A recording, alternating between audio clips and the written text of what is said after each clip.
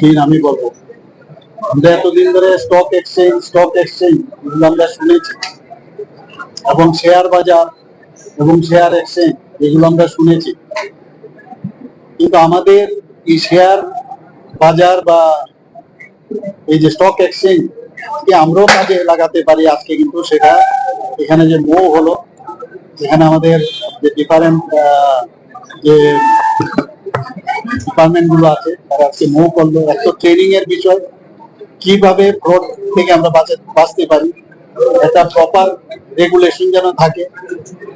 তো তার আন্ডারে, সেবির আন্ডারে স্টক এক্সচেঞ্জের সাথে যুক্ত হয়ে সেটা বিভিন্ন আমাদের যে পিএসইউ গুলো আছে তারাও ইচ্ছে করলে তার সুফল পেতে পারে।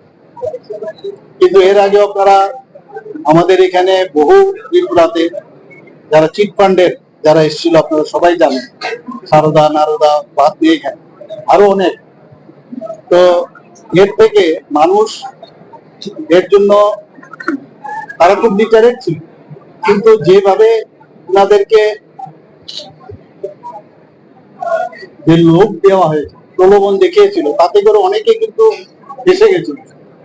তো সেই জায়গা থেকে বাঁচতে গেলে আজকে যে সেবির তত্ত্বাবধানে যে স্টক এক্সচেঞ্জের মাধ্যমে একটা মানুষ যদি জানে যে কোথায় তার লগ্নি করতে হবে, কোথায় তার টাকাটা যদি সে লাগায় বিনিয়োগ করে সেটা রিফান্ড পাবে প্রপারলি।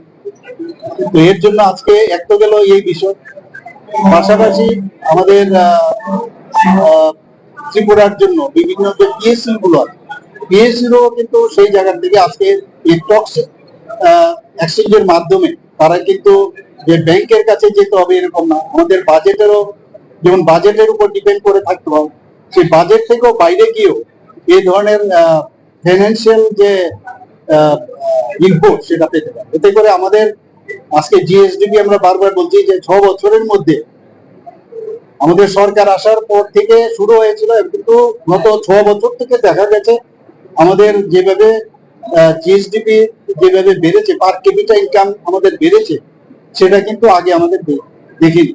কাজে এটা আমার মনে হয় এই ধরনের যে মৌ আজকে হয়েছে তাতে করে আমাদের ত্রিপুরার ক্ষেত্রে তার বুস্টাপ হবে, বিভিন্ন এমএসএমই যারা কাজ করছেন তাদেরও সুবিধা হবে, কোথার থেকে ফাইন্যান্সিয়াল ইনক্লুশন ওনারা হতে পারবেন, সেই বিষয়গুলো আজকের এই সুন্দর একটা মৌ অনুষ্ঠান যে হলো।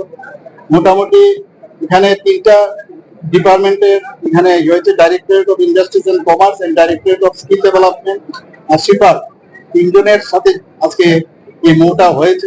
আমি আশা করি যে ত্রিপুরার জন্য এটা একটা নতুন পালন বুঝবো, তো ত্রিপুরার জন্য খুবই ভালো আগামী দিন। এই